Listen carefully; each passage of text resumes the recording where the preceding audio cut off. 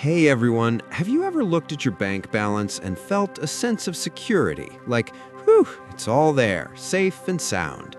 Well, what if I told you that feeling of security could actually be costing you a fortune? What if keeping too much money in your bank account is one of the biggest financial mistakes you could be making? Stick around because today we're uncovering a truth that could change your financial future. We've all been taught to save, but your money in the bank, they say. And yes, having a safety net is crucial, but there's a sweet spot, a magic number, beyond which your savings start to work against you. It's a silent thief, eroding your hard-earned cash, and most people don't even realize it's happening. This isn't about being reckless, it's about being smart with your money, making it work as hard as you do. We're talking about making informed choices that empower you, rather than letting your money stagnate out of habit or fear. This isn't just a theoretical discussion. It's about practical steps you can take right now to optimize your financial well-being. So, what's this mysterious amount? It's not a one-size-fits-all number, but there's a critical threshold you absolutely need to be aware of: the FDIC insurance limit. In the United States, the Federal Deposit Insurance Corporation, or FDIC, protects your money up to $250,000 per depositor per insured bank for each account ownership category. This means if your bank goes under, the government guarantees you'll get your money back, up to that $250,000 mark. Sounds like a lot, right? And it is. For most of us, it covers our emergency funds and then some. But here's the catch. Anything above that limit in a single account at a single institution is uninsured.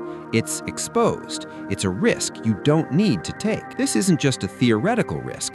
Bank failures, while rare, do happen. And when they do, you want to be absolutely certain your hard-earned money is protected. Think of it as a financial seatbelt.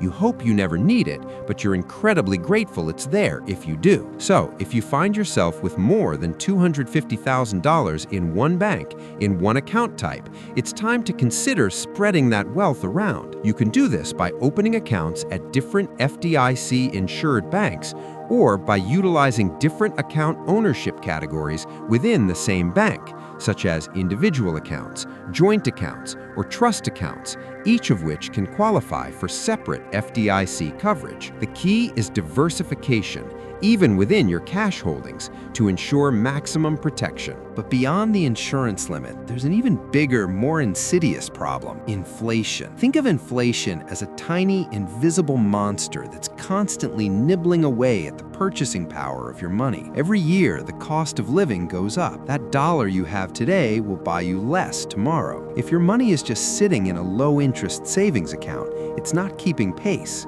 It's losing value. You're essentially getting poorer, slowly but surely, without even spending a dime. Let's put this into perspective. Imagine you have $10,000 in a savings account, earning a meager 0.01% interest. If inflation is running at, say, 3% annually, your $10,000 will effectively be worth $9,700 in terms of purchasing power by the end of the year. You've lost $300 without touching a single penny. Over years, this erosion compounds, turning what you thought was a safe haven into a wealth-destroying trap. This isn't just about losing out on potential gains. It's about actively losing the value of your money. It's like having a leaky bucket. No matter how much water you pour in, some of it is always seeping out. Your goal should be to plug that leak and make sure your money is growing, not shrinking in real terms. So, what should you do? First, establish your emergency fund. This is non-negotiable. Most financial experts recommend having 3 to 6 months of living expenses readily accessible in a high-yield savings account. This covers unexpected job loss, medical emergencies, or car repairs. It's your financial fortress, protecting you from life's curveballs. Calculate this amount carefully. Add up all your essential monthly expenses: rent or mortgage, utilities, groceries, transportation, insurance, and so on. Multiply that by 3 to 6, and that's your target. For some, especially those with less stable income or dependents, even 9 to 12 months might be more appropriate. This fund is not for investing. It's for peace of mind and immediate access. Once you hit that target, Anything beyond your emergency fund and immediate spending needs should be put to work. Don't let it sit idle and lose value. And here's a crucial point. A high-yield savings account is key here. Unlike traditional savings accounts that offer almost no interest, high-yield accounts can offer significantly better rates, helping your emergency fund at least partially keep pace with inflation or even grow a little. Shop around, compare rates from different online banks, and make sure your emergency fund is in a place where it's working for you, not against you. Look for accounts that are FDIC insured and have no monthly fees. This is where smart investing comes in. Even for beginners, there are accessible options. Consider low-cost index funds, diversified ETFs, or even exploring a Roth IRA for retirement savings. The key is to get your money into assets that have the potential to grow faster than inflation, allowing your wealth to build over time. It's not about getting rich quick, it's about securing your future, one smart decision at a time. For those just starting, the idea of investing can feel overwhelming, like a secret club with its own language. But it doesn't have to be. Platforms today make it incredibly easy to start with small amounts. An index fund, for example, allows you to invest in hundreds or even thousands of companies at once, giving you broad market exposure and diversification without having to pick individual stocks. This significantly reduces risk compared to investing in single companies. Exchange-traded funds, or ETFs, are similar, often tracking specific sectors or commodities, offering another layer of diversification and flexibility. A Roth IRA offers tax-free growth and withdrawals in retirement, making it an incredibly powerful tool for long-term wealth building, especially for younger investors. The key is to start, even if it's just a small amount, and to be consistent. Set up automatic contributions and let the power of compounding do its magic. Time and compounding are your greatest allies in the world of investing, turning small, consistent contributions into substantial wealth over decades. Imagine your money as a team of tiny workers. When it's all in a low-interest bank account, they're just sitting around, doing nothing, bored, underutilized, and frankly, a little sad. They're not fulfilling their potential. But when you invest, you're sending them out into the world to build, to create, to earn more for you. They're actively contributing, growing, and multiplying. They're building your future brick by brick. It's empowering.